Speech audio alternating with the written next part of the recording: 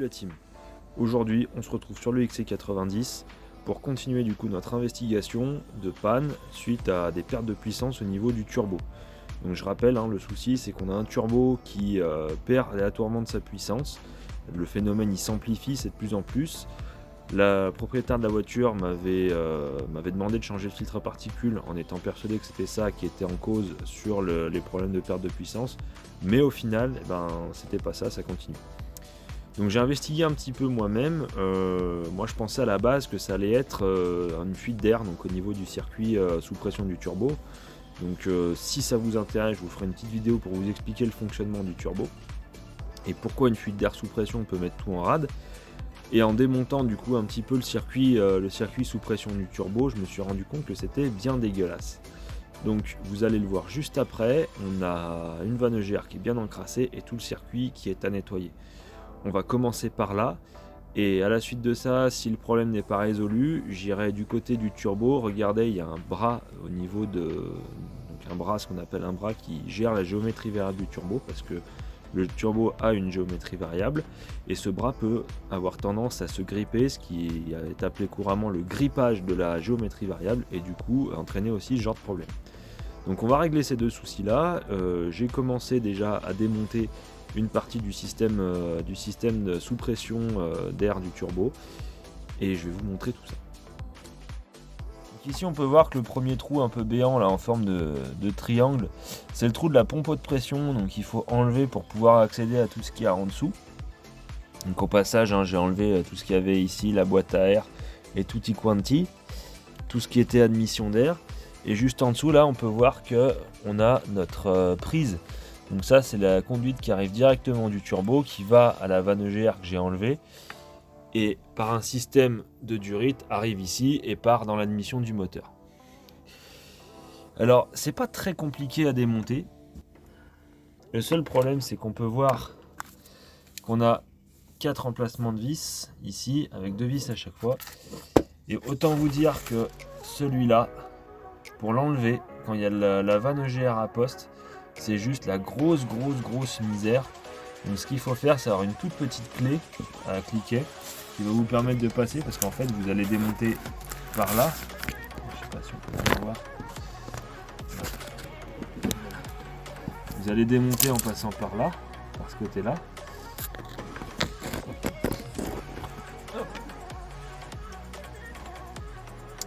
Et en fait votre clé elle va venir buter ici là, donc vous n'aurez pas la place.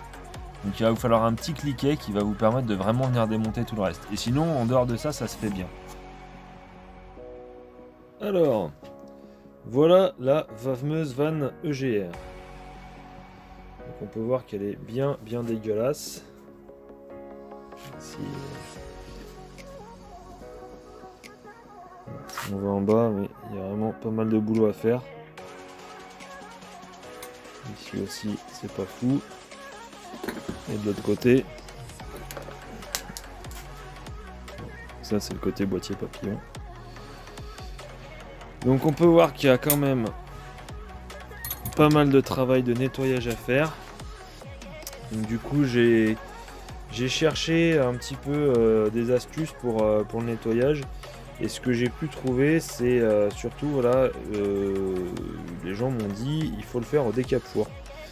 Donc ce que je vais faire, c'est que je vais ouvrir ici, là, à mon avis on peut séparer les deux, et je vais vraiment foutre du décape-four dedans, et on va voir ce que ça va faire.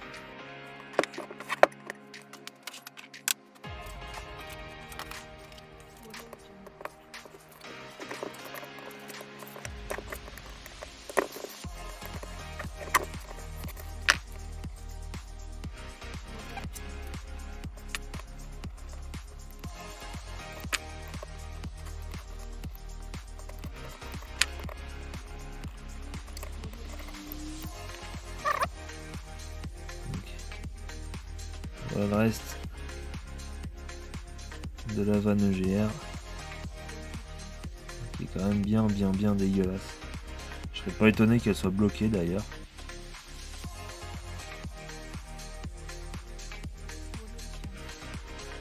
Alors il m'a été conseillé un truc, c'est d'utiliser du décape-four. Il paraît que ça marche bien. On va voir. On va en mettre et puis on va laisser reposer.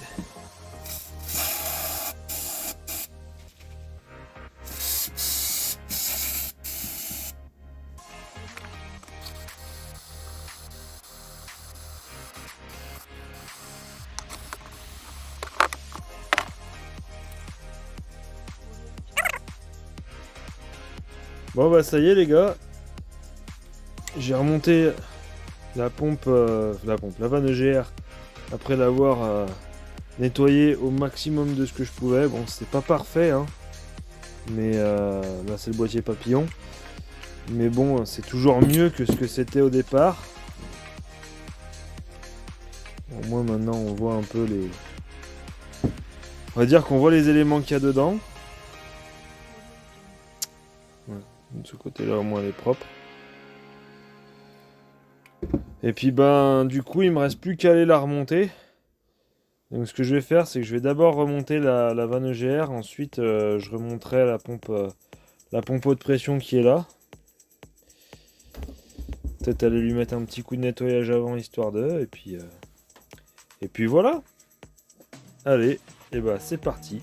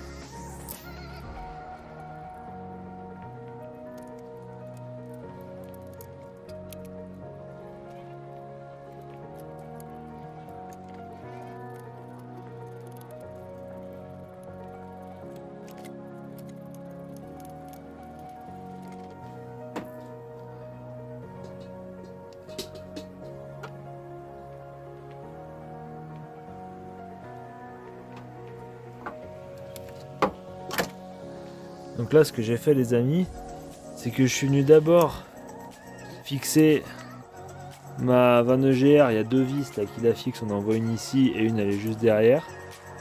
Donc je suis d'abord venu fixer ça en laissant de l'espace, hein, en serrant pas trop pour pouvoir intégrer la petite bride. Donc là il y a une bride ici entre la sortie du turbo et la vanne EGR. Une bride en métal et il y a deux joints en métal qui vont avec. Alors là vous voyez qu'il y avait une marque verte. Là elle est décalée par rapport à là, donc j'ai dû me planter dans le sens de montage de la bride. Donc là je vais juste la retourner pour pouvoir la monter, qu'elle soit vraiment en face. Qu'après je serre là. Une fois que je serai venu serrer les deux vis qui sont là et les deux vis qui fixeront la pompe au bloc moteur, bon déjà je serai bien serré et je viendrai mettre le reste des vis chiantes, donc celles qui sont juste là et celles qui sont...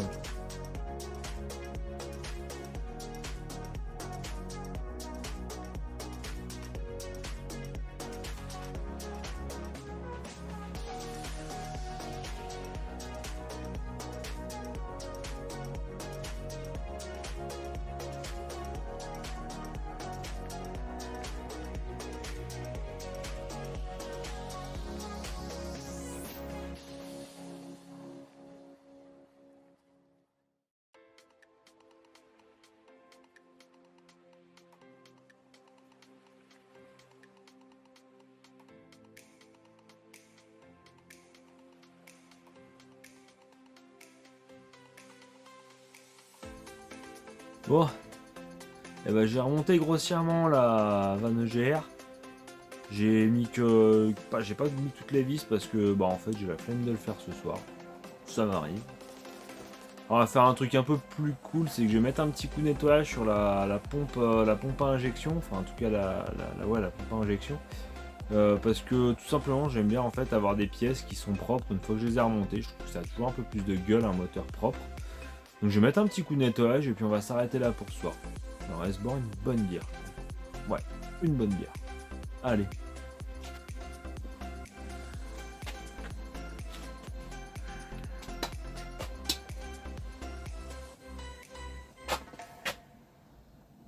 Bon bah voilà, c'est un tout petit peu moins dégueulasse.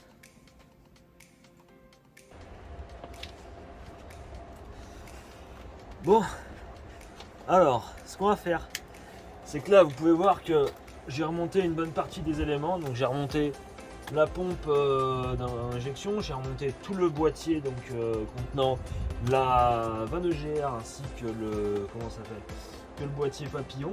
Faut que je remonte encore cette partie-là. J'ai pas encore touché à ça parce que je voudrais juste déjà essayer de voir si ça marche en ayant touché juste la pompe, enfin en ayant juste nettoyé la vanne EGR. Donc je vais faire ça et je vais aussi en profiter pour mettre un coup de lubrifiant au niveau du turbo, du bras d'action du turbo pour la géométrie variable, de façon à essayer aussi de voir ce que ça donne et peut-être de solutionner un autre problème. Apparemment ça peut se régler comme ça. Donc c'est parti.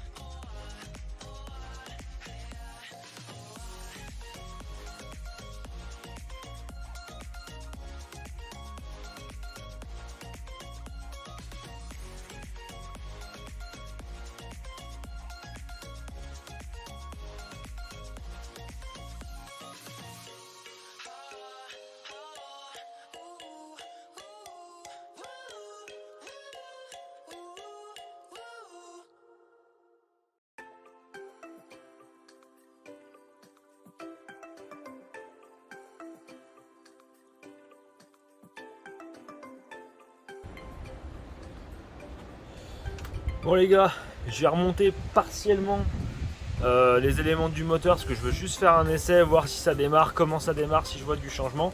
Et du coup, voilà, ce sera remonté après. Je laisse bien sûr pas tout comme ça. Hein, là, il manque un espèce de support. Là, je vais bien sûr venir remettre tous les supports qui sont là. Et c'est vraiment un essai que je veux faire, voir si ça démarre, comment ça démarre, si je vois du changement ou pas. J'ai rebranché tous les éléments qui étaient importants.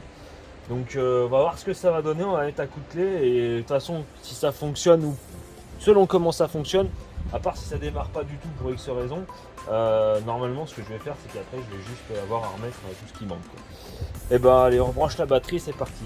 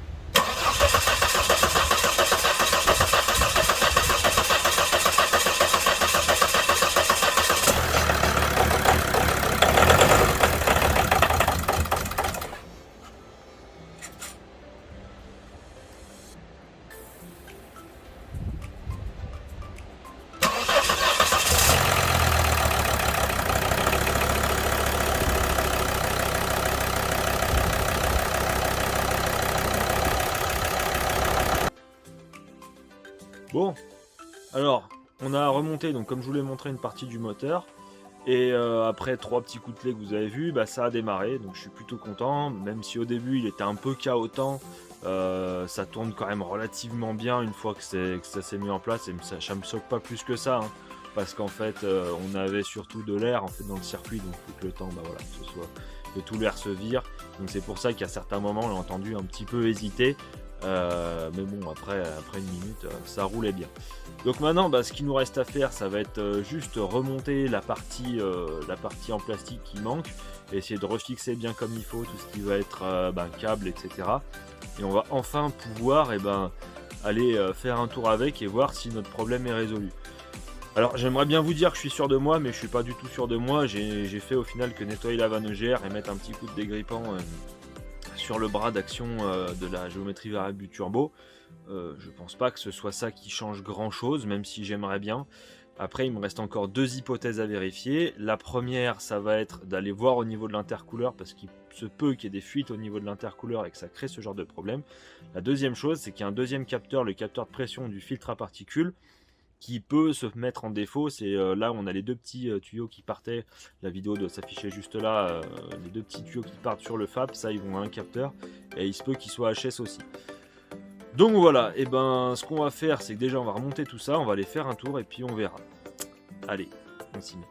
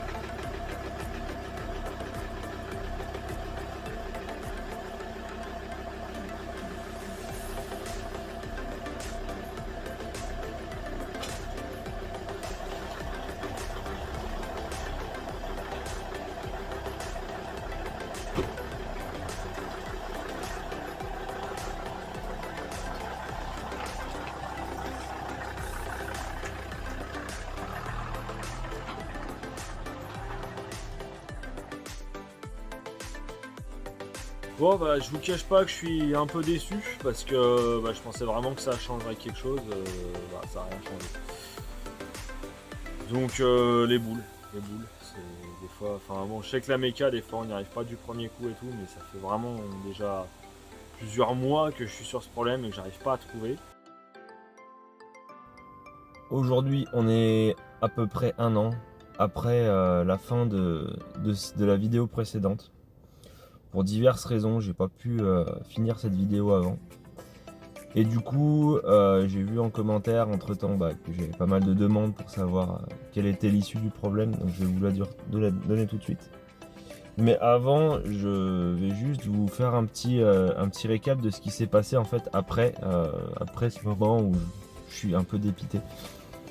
Je me suis du coup renseigné, en désespoir de cause on va dire, je suis allé voir un professionnel qui pouvait pas prendre la voiture, qui m'a dit, qui a compris que je faisais un peu de méca et du coup qui s'est dit plutôt que de me faire attendre, de me donner des conseils pour que j'essaie de régler le problème. Du coup, il m'a conseillé en fait de la première étape, celle que j'aurais sûrement dû faire dès le départ, c'est d'aller chez Volvo. Donc du coup, je suis allé chez Volvo. Je leur ai demandé de me faire un diag avec leur logiciel de la marque qui s'appelle le Vida. Et à l'issue de ça, du coup, il s'est passé deux choses. La première, c'est que ils m'ont remis à jour le compteur du FAP voilà, qui était mort. Enfin, le FAP en tout cas, on l'a changé, donc ils ont remis à jour le compteur. Et du coup, après ça, je suis parti peut-être une journée sans avoir de problème. Je pensais que le problème était réglé, puis au final, ouais, le lendemain, c'est revenu. Et ce qui s'est passé, c'est que le lendemain, j'ai décidé du coup de regarder exactement ce qui allait pas. Et sur le rapport, ils indiquaient du coup le capteur de pression en fait du filtre à particules. Donc je l'ai acheté, je l'ai changé. J'ai effacé le défaut et j'ai plus jamais entendu parler de la voiture. Enfin de ce problème en tout cas jusqu'à aujourd'hui. Donc le capteur du FAP, de pression du FAP, à quoi ça ressemble? Ça ressemble à ça. En même temps que je vous parle, vous devriez voir une image qui s'affiche où je vous montre où il est.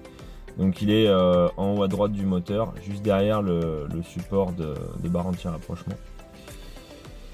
Donc ce capteur, en fait, il y a deux petits tuyaux qui partent du FAP vers le haut du moteur, vers le moteur, et ils arrivent à ce capteur là. Il est assez simple à démonter, c'est deux vis. On enlève les tuyaux, on remet les nouveaux. En plus les tuyaux font pas la même taille, donc il n'y a pas moyen de se planter. Et on efface le défaut. Donc voilà la solution du problème. Pourquoi je ne l'ai pas trouvé tout de suite? Parce qu'en fait je pense que ce défaut déjà il était masqué par pas mal d'autres défauts. Ça c'est la première chose. J'ai réglé les défauts les uns après les autres, même si au final c'était celui-là qui merdait. Mais sans expérience dans les diesels, c'était compliqué de le savoir. Et deuxièmement, le fait voilà, que je connaisse pas bien les moteurs diesel, ça fait que je l'ai pas trouvé tout de suite. J'ai fait une entorse à mon règlement en fait, puisque je m'interdis de travailler sur des moteurs diesel. Sauf la Laguna, c'est une voiture que j'avais déjà, parce que justement quand ça vieillit, je trouve qu'il y a beaucoup de pièces qui sont forcément plus solides, donc forcément plus chères, et tout un tas de trucs qui peuvent se mettre à merder, donc je trouve que les moteurs essence beaucoup plus simples. Donc voilà. Du coup, depuis la voiture, je l'ai vendue. Je l'ai vendue avec son contrôle technique, nickel. J'en ai plus jamais réentendu parler. Donc je pense que le propriétaire actuel est assez content. S'il est là d'ailleurs, moi je vous avais promis un essai de la voiture que je pourrais pas faire, mais si tu es là et que tu me regardes, n'hésite pas à me rappeler et puis on se fera un essai de la voiture, ou même un autre XC90 en D5 pourquoi pas, mais voilà, s'il y a des gens qui regardent cette vidéo qui sont en région Rhône-Alpes et puis qui ont un 2,5 litres turbo, un T6 ou un V8, avec une grosse préférence pour le V8, je suis totalement OP pour faire un essai de la voiture. Je te remercie de m'avoir regardé. J'espère que ça t'aidera. Faut savoir que c'est pas forcément ça la solution à tous les coups, parce que le diesel, comme je disais, il y a plein de trucs qui peuvent merder. Mais voilà, j'espère que ça t'a plu. Je te souhaite une bonne journée, une bonne soirée, et puis je te dis à la prochaine. Salut.